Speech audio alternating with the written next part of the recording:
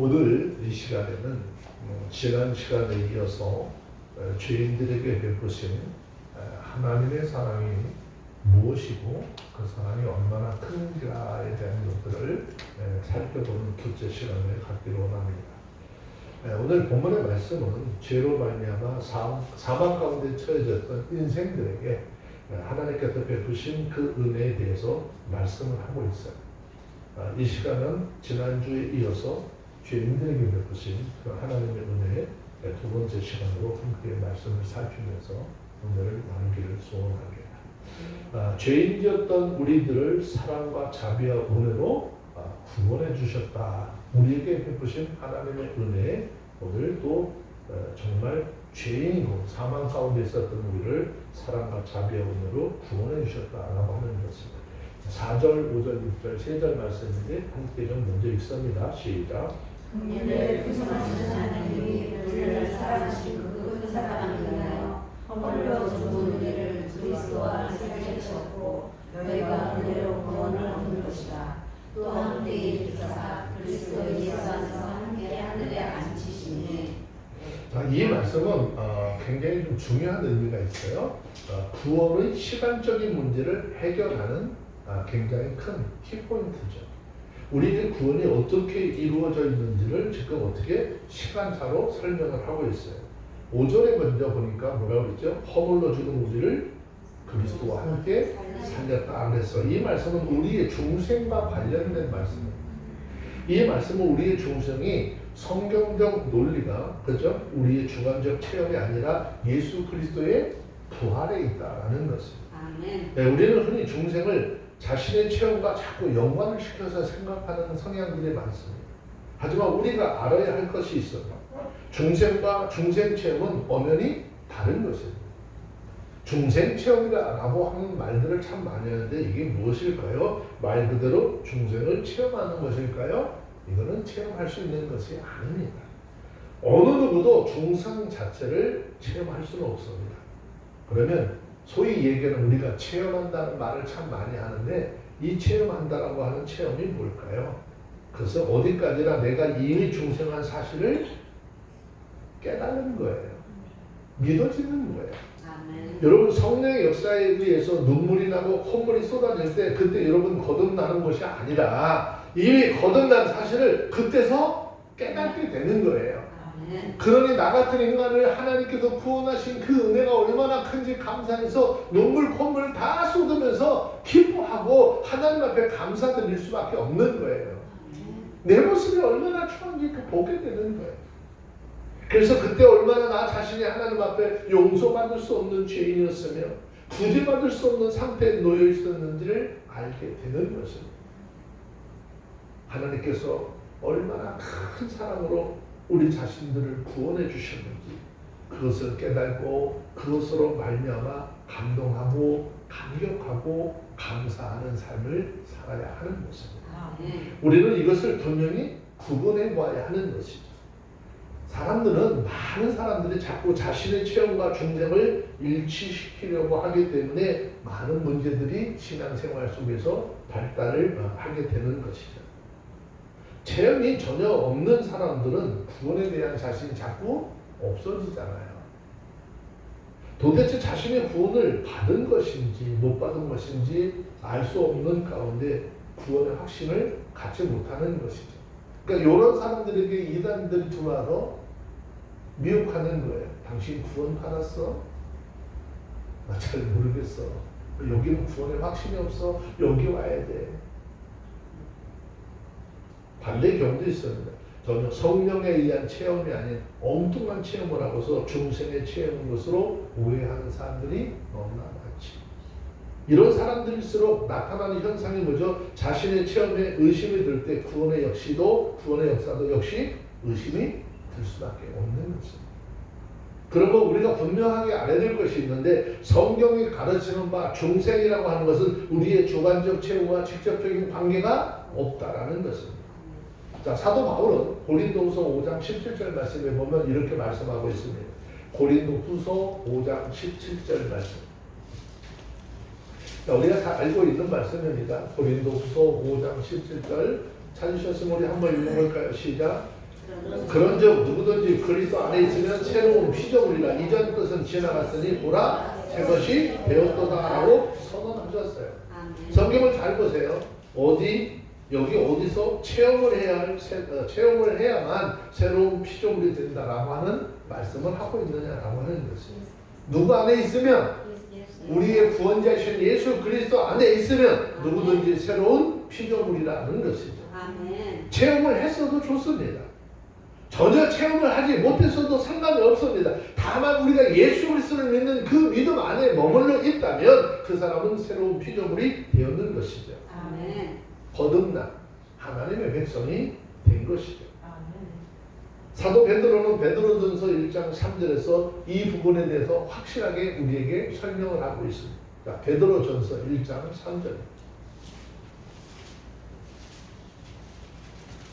베드로전서 1장 3절 찾으셨으면 우리 다 같이 한번 읽습니다. 시작. 찬송하리로다 우리 주 예수 그리스도의 아버지 하나님이 그 많으신 긍휼대로 예수 그리스도의 죽은 자 가운데서 부활하심으로 말미암아 우리를 거듭나게 하사 산 소망이 있게 하셨다 그랬어요.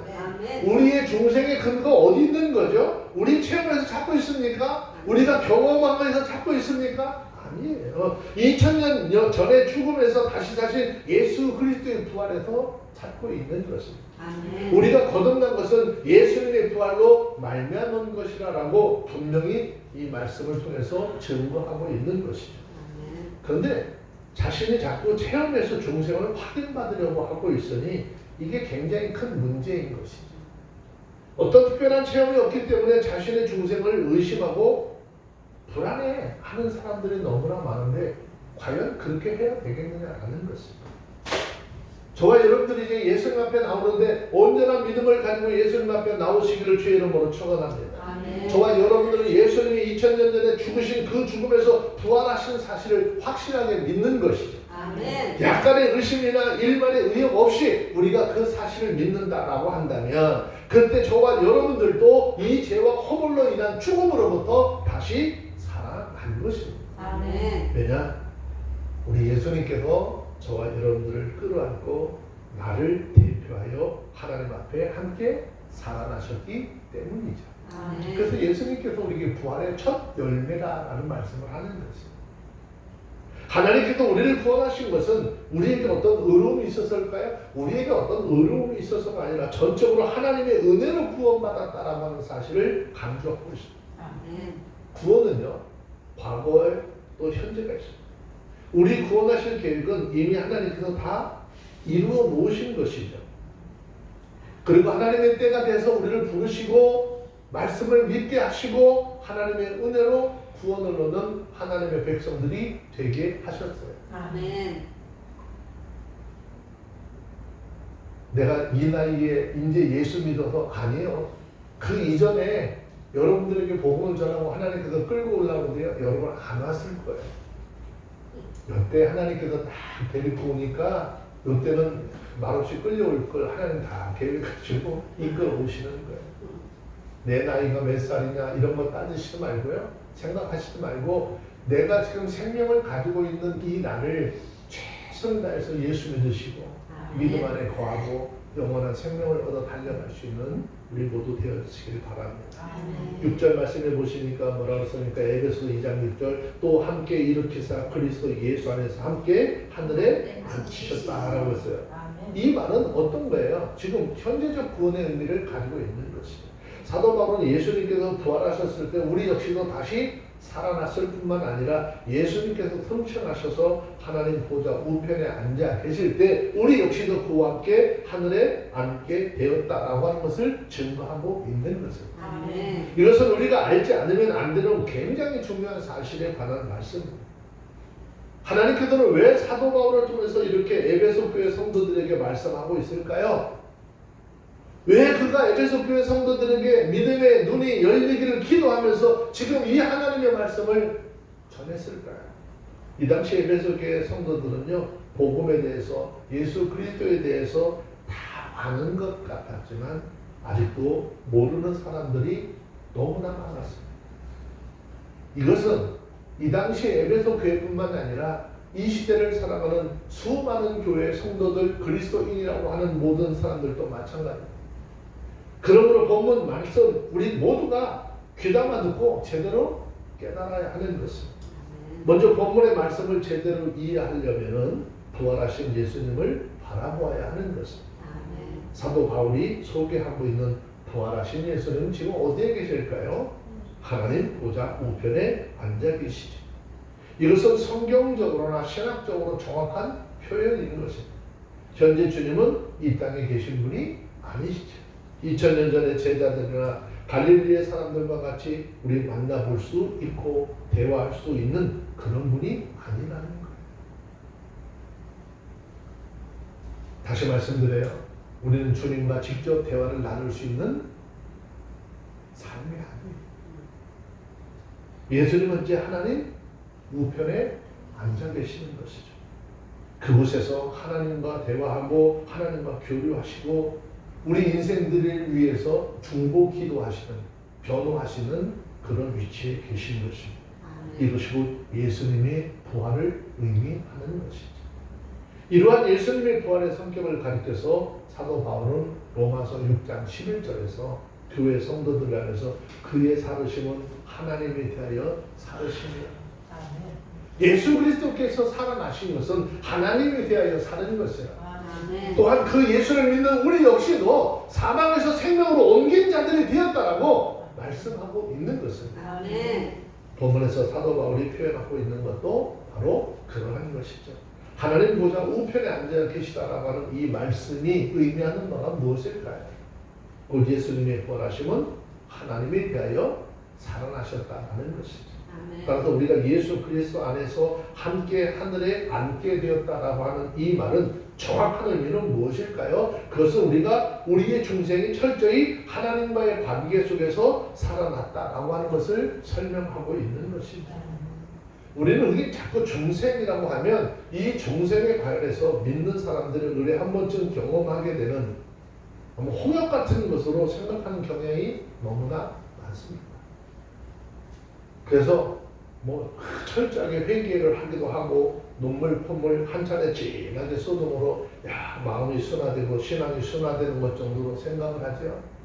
여러분 우리 눈물 콧물 흘리면서 회개기도 안 해봤어요? 근데 내 삶이 그렇게 성결한 모습으로 변할까? 안 변하잖아요.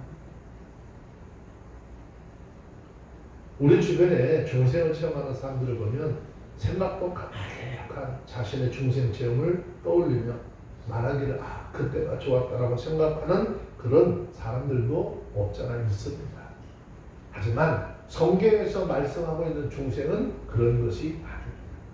예수 믿는 사람들이 한 번 정도 통과 의례식으로 경험하게 되는 그런 것이 아니라는 것이죠. 중생은 전적으로 세상과의 모든 관계를 끊고 하나님의 관계에서 다시 태어나는 것이죠.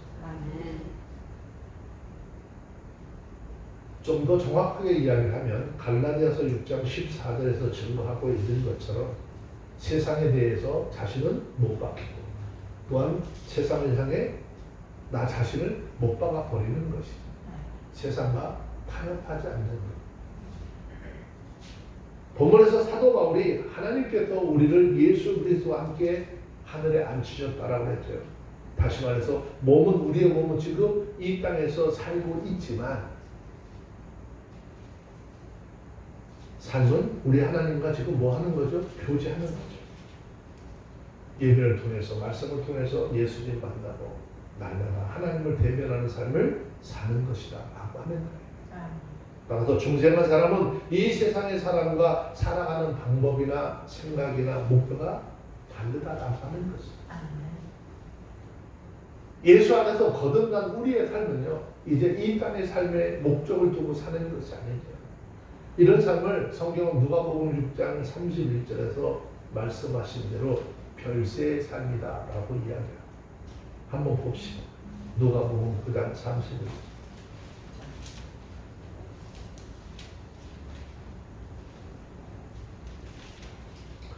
누가복음 9장 31절의 말씀입니다.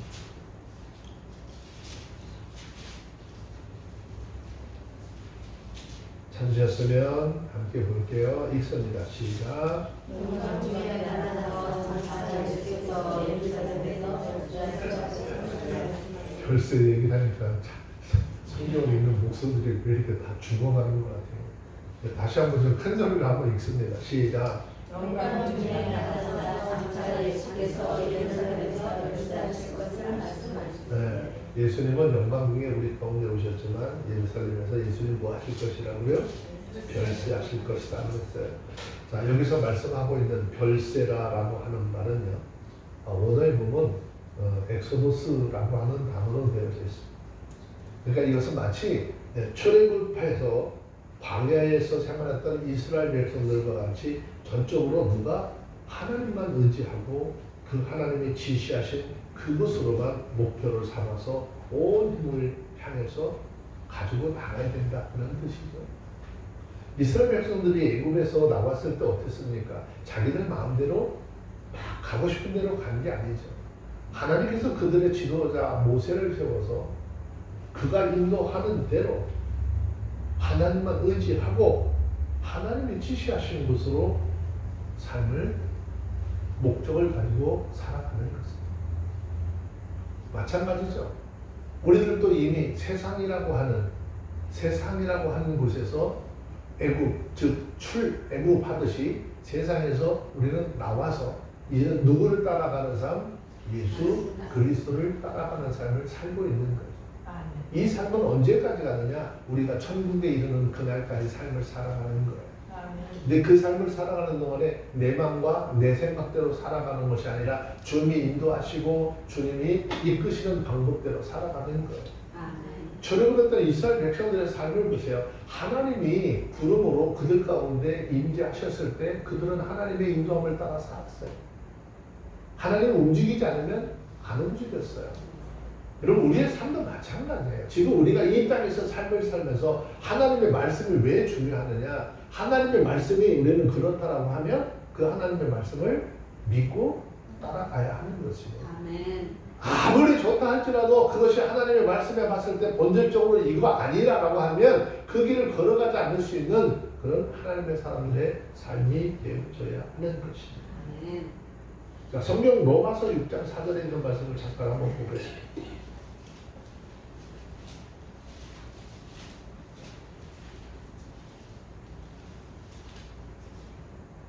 읽습니다. 로마서 6장 4절 시작.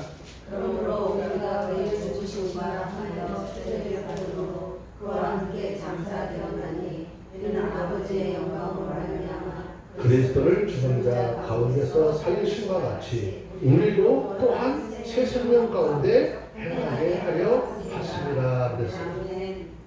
우리 역시도 하나님의 그런 말씀 안에서 세례를 받게 하신 이유도 그런 거죠.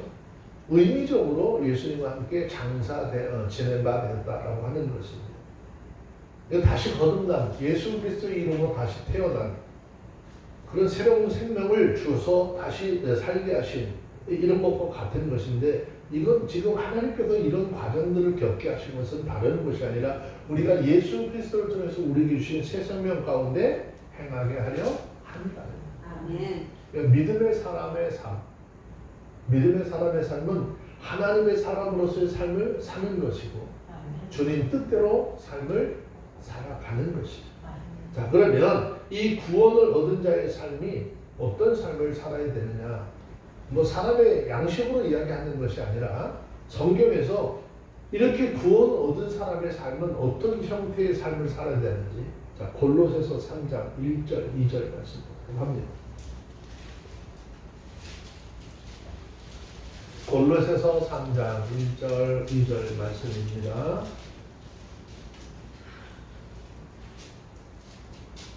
찾으셨으면 함께 볼게요. 시작.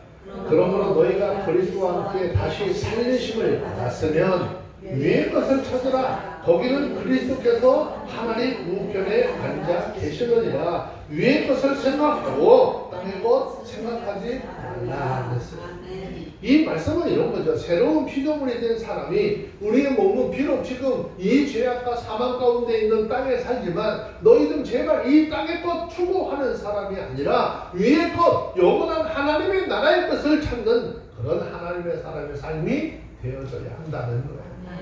근데 우리 삶의 현실을 돌아보고 그리스도인들의 삶의 현실을 한번 돌아보세요. 위의 것을 얼마나 생각하고 있습니까? 위의 것을 얼마나 찾으려고 하고 있느냐라고 하는 것이죠. 모두가 다 이 땅에서 영광, 이 땅에서 자기들이 받을, 자기들이 이만큼 내가 무엇인가를 했다라고 하는 것을 어떻게 계속 나타내고 증거하려고 하는, 거기에 몰두하고 있는 게 이 땅에 살아가는 그리스도인들의 삶이에요. 위의 것 생각하고 땅의 것 생각하지 말라. 그렇지 않잖아요. 지금 이 땅에서 행하는 것을 잘 보세요. 성경과 전혀 반대적인 삶으로 지금 살고 있는 것이 이 땅의 그리스도인들의 삶의 현실이고 목회자들의 삶의 현실이라고 이야기할 수도 있어요. 땅의 것 생각하지 마요. 하나님의 나라의 것만 생각하래. 모든 삶의 현실, 신앙의 현실을 돌아보면 전혀 반대적인 일들이 이루어지고 있다라는 것이죠. 저와 여러분들도 우리 몸은 이 땅에서 주님이 허락한 생명의 날까지 살아갈 수밖에 없어요. 그러다 보니까 자연적으로 뭐 하는 거죠? 먹고 사는 문제, 입고 마시는 문제, 여기에 관심을 가질 수밖에 없는 것이죠.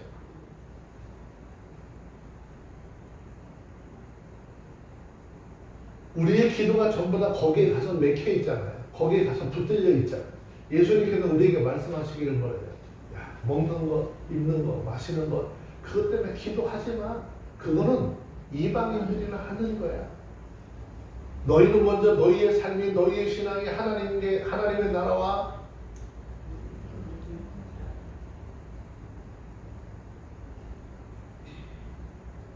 그 나라, 의를 위해서 기도하라고 그러는데 그거 참 하나님 지금 내 앞에 당장에요. 뭐가 얼마큼 필요해요. 이게 우리의 삶의 기도라고. 너희는 먼저 그 나라와 의를 구하라 그러면 이 모든 것을 너희에게 어떻게 더하시리라 하셨어요. 그러면 우리가 그 약속의 말씀을 믿는다면 그것 때문에 너무 어떻게 염려하고 걱정하지 말아요. 그런데 우리의 기도의 모습을 아니 하나님 그거 말고요. 나는 지금 이게 필요하다니까요 라고 하나님 앞에 한면하고 있는 모습들이 우리의 모습들이에요. 그 모습을 보니 우리 아버지께서 우리 하나님께서 얼마나 마음 아파하시고 답답해하세요.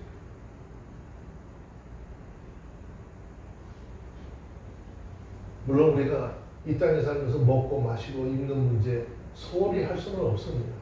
그러나 그것을 목적으로 하고 간다고 한들 지금 우리가 살고 있는 것하고 다를 거 없어요.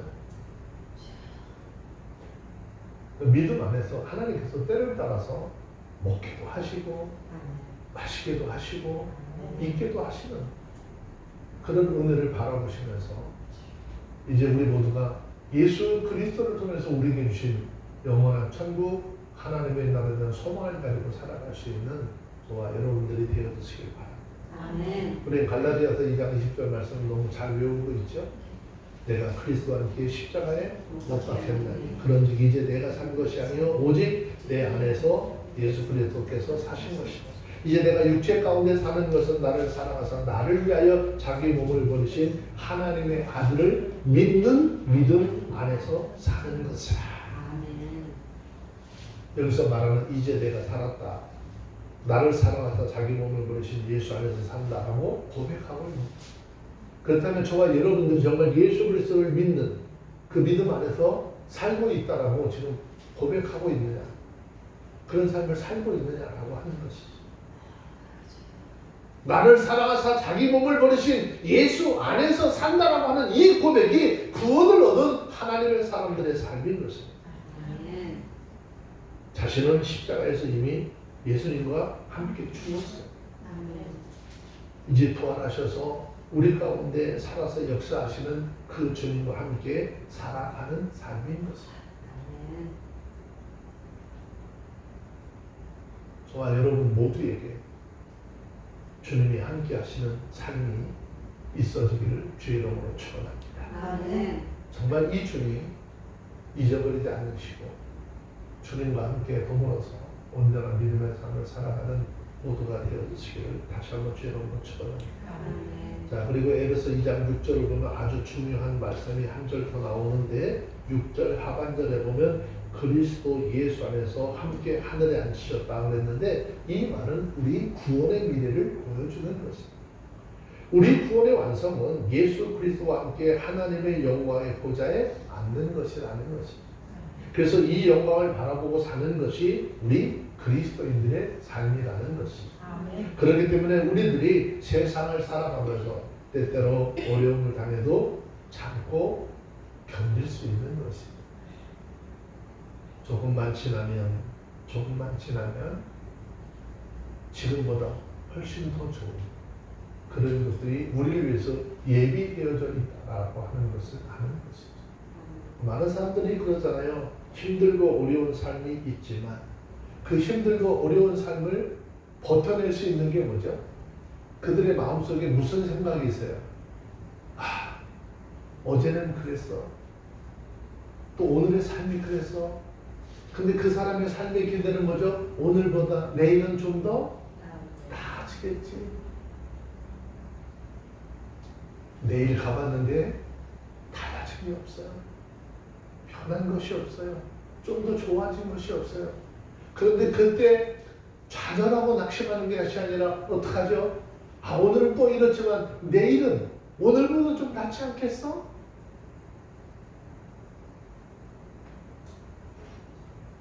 이렇게 살아온 것이 저희 부모님들 세대의 삶이었습니다. 가진 것 없고 먹을 것이 없어요. 우리 부모들이 자식들 하나는 공부 가르치려고 얼마나 애를 많이 썼는지. 그 자식들 못 먹고 고통 속에 있어도 자식들을 가르치면서 그 자식들에 대한 소망을 가지고 살아가는 것이죠. 나는 이렇게 살았지만 우리 자식들에게는 이렇게 살지 않도록 할 거야 라고 하는. 예전에 어렸을 때 정말 어렵게 사는, 우리들 다 어렵게 살던 시대를 살아온 사람들이잖아요. 저희 집 옆에 칠공주집이 있었어요. 아들 하나에 딸이 7이었어요. 정말 힘들거려요. 근데 많은 사람들이 그 집을 향해서 맨날 손가락질하고 욕했어요. 먹을 것도 없는 집이, 애들 가르칠 힘도 없는 사람들이 애들은 저렇게 많이 나가지고 애들도 고생이고 어른도 고생이다. 근데 그분이 늘 하는 말씀이 있어요. 지금은 당신들이 나한테 그렇게 얘기할지라도 우리 애들을 내가 잘 키워놓고 나면 나중에 우리 집 부러워할 거야 그랬거든요. 근데 아이들이 힘들고 어렵지만 어쨌든 아이들을 공부를 가르쳐서 그 아이들이 직장을 잡고 사회생활을 시작하니까 그 집 형편이요. 옛날에 그 집 손가락질 하던 그런 사람들하고 비교할 수 없을 정도로 발전해 나가버려요.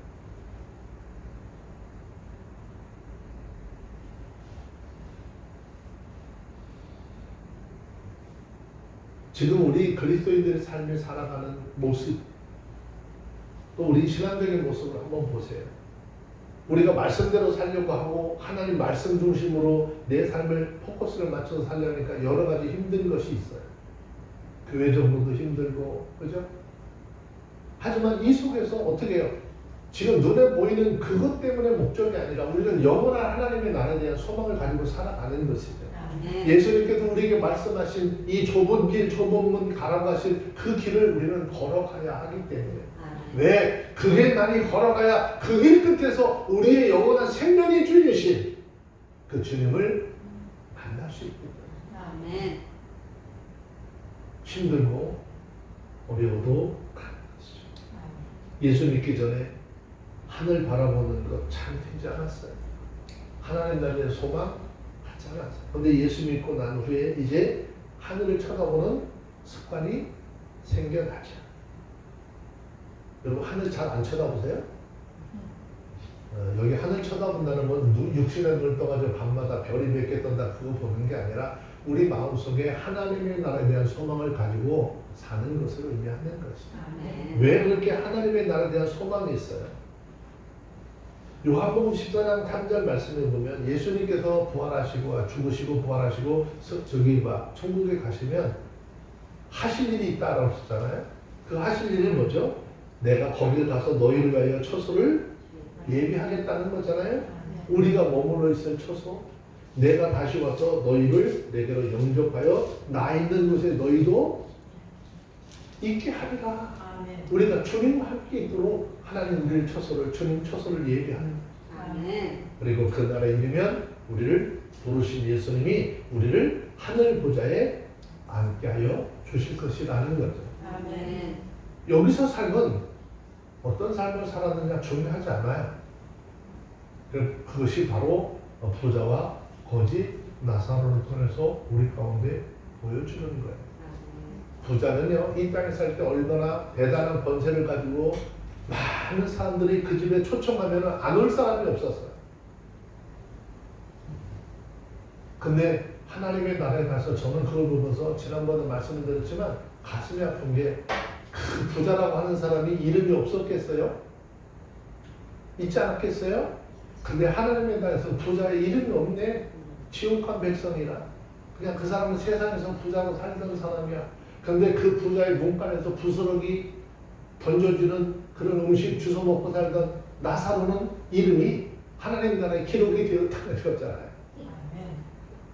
어떤 삶이 하나님 앞에서 중요한 삶인가 단적으로 우리 가운데 보여주는 거예요. 우리가 이 땅에서 살면서 좀 비록 사람들에게 손가락질 당하고 멸시당하는 그런 삶이 있다 할지라도 우리의 마음속에 영원한 천국과 예수 그리스도를 통한 구원의 은혜를 사모하고 살다가 이 땅에 육신의 장막이 무너지는 그날 우리는 저 영원한 천국에 주님 품에 앉아서 편히 쉬게 될 것이라는 것입니다. 아멘. 이 땅에서 기껏 살아봐야 몇 년 산다고요? 요즘에 뭐 100세까지는 산다네. 요즘에 주변에 보면 막 100살 넘은 사람들이 꽤 많아. 옛날 같으면 이렇게 막 그렇게 감탄을 할 텐데 요즘 100살? 좀 넘었어? 그 다음에 100 몇 살인데? 이렇게 물어본다니까요. 제 주변에도 막 103살, 104살 되신 분들이 여러 분 계시는데 참 하나님께서 은혜의 복을 주셨어요. 장수의 복이. 그 복이 여러분들도 함께 하길 바랍니다. 대답을 안 해요. 짧고 굵게 살고 싶어요? 네. 근데 아프면서 오래 살면 안 돼요. 아프지 말고 건강하시고 오래 살면 그게 하나님께서 주시는 복이에요. 네.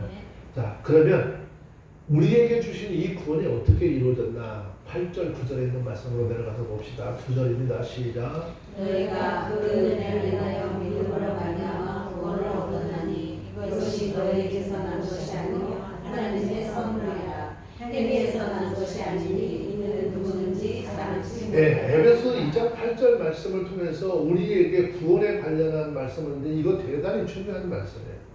그것은 바로 구원은 하나님의 선물이다. 아멘.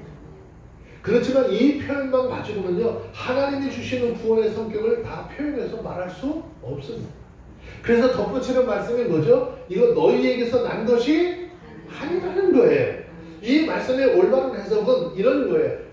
또는 진정한 뜻은 단순히 구원이 사람이라고 하는 것에서 나지 않았다라고 하는 그 정도의 말이 아니에요. 우리는 이 말씀의 뜻을 좀 더 보다 이렇게 적극적으로 그런 의미를 좀 해석을 해야 될 필요가 있는데 이것은 구원이 우리 인간에서 난 것이 아닐 뿐 아니라 인간이 생산해낼 수도 없다 그 말이에요. 그런데 내가 누구를 전도해서 구원했다고요? 이거는 지금 하나님의 자리에 앉으려고 하는 거예요. 자, 에베소 2장 9절에 이것이 전적으로 뭐죠? 인간이 생산될 수도 없다라고 말했어요. 행위에서 나는 것이 아니라고 그랬잖아요. 이건 뭐죠? 앞에서 이야기한 걸 좀 또 강조하고 있는 거죠. 우리들의 삶을 살면서 어떻게 선물을 가끔 주고받죠? 우리 사람들은 선물을 주고받는 거 좋아합니다.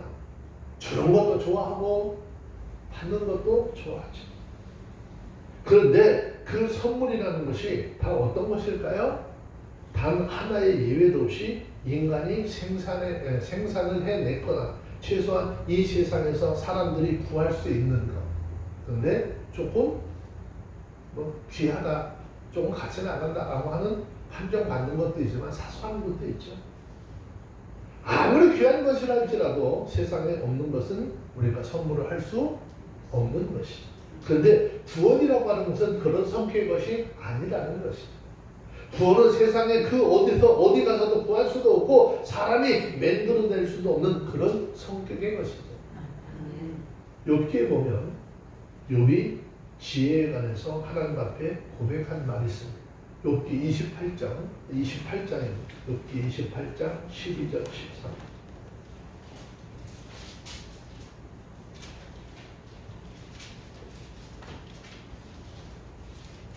욥기 28장 12절 13절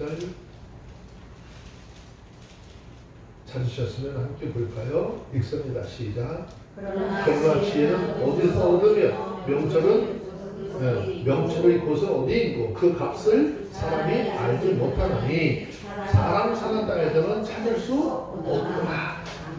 어떤 의미에서 이 말씀이 하나님이 주시는 구원의 성격을 잘 표현하고 있다라고 말할 수 있겠죠. 많은 사람들이 세상에서 사람의 노력이나 능력으로 구원을 얻을 수 있는 것으로 생각을 하고 있습니다. 여타 세속 종교나 현대의 과학이 인간을 구원할 수 있을 것이라고 생각을 합니다. 그러나 이것은 지극히 허망한 생각입니다. 이 세상 어디에도 예수를 믿는 믿음이 아니면 우리 영혼이 구원받을 길이 없는 것이죠. 이 세상에 그 무엇으로도 주님이 우리에게 약속하신 구원에 이를 수 없는 것입니다. 이 세상에 구원의 길이 있고 구원의 방법이 있다면 왜 하나님이신 예수님이 보잘것없는 이 인간의 몸을 입으시고 이 땅에 내려오셔서 십자가에서 고난받으시고 죽으셨을까요? 성경은 사도행전 4장 12절 말씀에 보면 우리에게 이렇게 말씀하고 있어요. 많은 사람들이 이 땅에 예수 말고 다른 것을 통해서 구원을 얻을 것이라고 이야기하고 있지만 성경은 우리가 인생들이 구원을 얻는 길은 어떤 거라는 거예요? 자, 사도행전 4장 12절에 있는 말씀 읽습니다. 시작. 다른 이로서는 구원을 얻을 수 없나니 천하 인간의 구원을 얻을 만한 다른 이름을 우리에게 주신 일이 없습니다. 하나님은 우리 인생들이 구원을 얻는 건 예수를 믿는 믿음 이외에 다른 길을 주지 않으셨다는 거예요. 그런데 수많은 인생들이 만들어낸 게 소위 종교적인 것이죠. 그걸 통해서 무엇인가 얻을 수 있고 극락왕생할 수 있다고요? 할 수 없는 거예요. 용어만 다르지 천국에 이르는 길을 이야기하는 것입니다. 인간은 아무리 노력을 해도 자기 스스로 구원에 이를 수 없는 것입니다. 자, 성경 한 문장만 좀 더 봅시다. 디모데후서 1장 9절. 하나님께서 왜 우리를 구원하시고 왜 우리를 부르셨을까요? 거룩하신 부름으로. 디모데후서 1장 9절 읽습니다. 찾았으면 시작. 하나님이 우리를 구원하사 거룩하신 부르심은 우리의 행위대로 하심이 아니요 오직 자기의 뜻과 영원한 때 전부터 그리스도 예수 안에서 우리에게 주신 은혜대로 하십니다. 구원은 하나님께서 우리 스스로의 노력으로 도저히 이룰 수 없는 그 죄인들에게 예수 그리스도를 통해서 우리에게 주신, 값없이 주신 은혜의 선물이다라는 것입니다. 세상에서 선물 중에서도 귀한 선물이 있잖아요. 여러분들 선물 받은 것 중에서 제일 머릿속에 생각 속에 지금도 있는 귀한 선물이 뭐예요? 뭐 하나씩 다 있지 않아요? 뭐 어떤 사람은 뭐 남편이 사준 자동차 그럴 수도 있죠. 뭐 아내가 또 해준 뭐 대단한 뭐 그런 거 있을 수도 있잖아요. 금목걸이, 팔찌 뭐 그런 거 있을 수도 있잖아요. 근데 그 모든 것보다 정말 중요한 것, 은혜의 선물, 우리에게 주신 것, 예수 그리스도를 통해서 구원의 은혜를 주셨다. 근데 이것은 세상에 돈 주고 살 수 있는 것이 아니라는 것이죠. 우리는 이러한 구원의 본질을 이제 어떻게 이해해야 하는 거예요. 깨달아야 하는 것이에요. 그래야 구원에 인해서 자기를 어떻게 내가 구원받은 거다 자기 자랑하지 않는 거예요. 내가 예수 믿는다고 왜 예수 믿지 않는 사람들 보고 지옥의 땡감이라고 표현하면 되겠어요? 안 되겠어요? 안 되는 거예요. 근데 그들 향해서 그렇게 이야기를 하는 사람들이 있어요. 그럼 여러분 그 중에서도 옛날에 우리가 예수 믿기 전에 지옥의 땡감 같은 사람들과 함께 살았다니까. 근데 하나님께서 복음을 통해서 우리를 부르셨잖아요. 하나님 자녀되게 하셨잖아요. 여러분 내가 예수 믿는데 남편이 예수 안 믿어. 그럼 어떻게 해야 될까? 더 열심히 그리스도의 삶을 보여줘야 되잖아요. 하나님의 삶을 더 어떻게 보여주면서 그 영혼이 예수를 알고 돌아오게 만들어줘야 되잖아요. 근데 보니까 남편이 아니라 뭐래? 왼수라고만 하나? 마귀라고는 안 해? 네? 신랑이? 아우 마귀야 사단아. 그러면 그 마귀하고 사단하고 같이 산 사람은 뭘까? 같으니까 산 거 아니에요? 그러니까 우리의 표현은 굉장히 극단적 표현들을 너무 많이 하는데 이거 상당히 무서운 거예요. 하나님이 아까 얘기했잖아요. 하나님이 예정하신 때에 우리를 부르시는 거잖아요. 그럼 그때가 언제쯤일까 기도하면서 하나님 앞에 어떻게 더 낮은 곳에서 섬기는 그런 은혜가 있어져야 하지 않나요?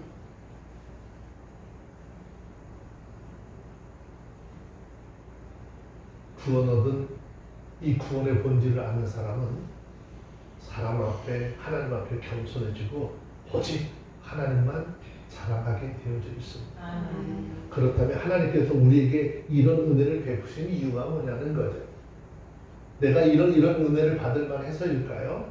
이유는요. 에베소서 2장 7절에 있는 말씀, 10절에 있는 말씀, 2절 말씀을 좀 보세요. 눈 크게 뜨시고 보셔야 돼요.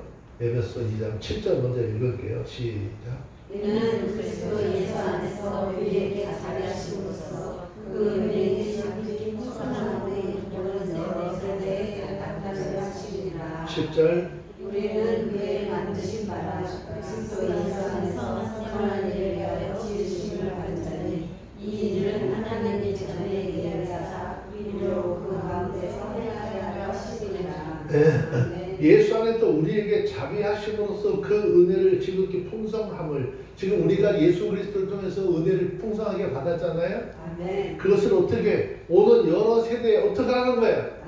나타내도록 하라는 거죠. 아멘. 너희는 세상의 빛과 소금이라. 너희는 살아있는 자나 망하는 자들에게 예수 그리스도의 향기라 말씀하고 있죠. 우리는 그 삶을 어떻게 감당하고 그것을 나타내서 나를 구원하신 하나님이 어떤 하나님인지 어떻게 알게 하도록 하는 거잖아요. 그리스도인으로서의 삶이 세상 사람과 다르다라고 하는 것을 나타내 보여주라는 거죠. 10절 말씀에도 그렇죠. 이 일을 하나님 전에 예배해서 우리는 그 가운데 행하게 하려면 앞에 얘기했던 그런 것들을 어떻게 우리는 삶 속에서 행동하고 증거하고 나타내는 삶이 되어야 한다라는 것이에요. 그리스도인으로서 세상에 나가서 예수 믿지 않는 사람들에게 자꾸 책망받고 손가락질 받는 것 아름답지 않습니다. 더군다나 믿음 안에서 서로요. 믿음 안에서 우리 모두는 함께 하나님의 나라 교회의 건물로서 지어져 가는 거죠. 여기 하나하나가 얼마나 중요한지를 깨달으시고 믿음 안에서 서로 협력하시고 서로 사랑하시고 아끼고 존중하는 그런 데가 있어지길 바랍니다. 다시 말씀을 드리면 내가 예수 믿게 된 것 나를 통해서 하나님의 선하신 일을 이루려 하시는데 그 목적을 두셨다는 거죠. 그렇다면 우리는 어떻게 이 목적을 이루어서 영광 돌릴 수 있도록 범사에 이게 하나님의 뜻이라고 한다면 믿고 순종하는 삶을 살아서 우리의 삶을 통해서 하나님 앞에 영광을 돌리는 삶을 살아가면서 또 하나님의 거룩하신 영광을 나타내는 삶을 살아가는 우리 모두가 되어주시기를 주의 이름으로 축원합니다. 기도하겠습니다. 거룩하신 하나님 감사합니다. 오늘도 보잘것없는 우리 인생들을 이렇게 구원하시고 생명 주시기 위해서 생명의 근원 주시고 또 만주의 주가 되신 주님이 이 땅에 비천한 모습으로 오셔서 십자가에서 생명 내어놓으시고 우리를 사랑해 주셨고 또 그것을 믿는 자들에게 생명을 주셨습니다. 하나님 우리에게 있는 이 생명 거저받은 것 아니고 하나님의 은혜로 받은 것이오니 아버지 또한 오늘 말씀을 통해서 깨달은 것처럼 이 생명을 전달하게 하시고 하나님의 뜻을 행하며 주님 영광 드리며 나가는 우리 모두가 되게 하여 주시옵소서. 우리 주 예수님의 이름으로 기도합니다. 아멘.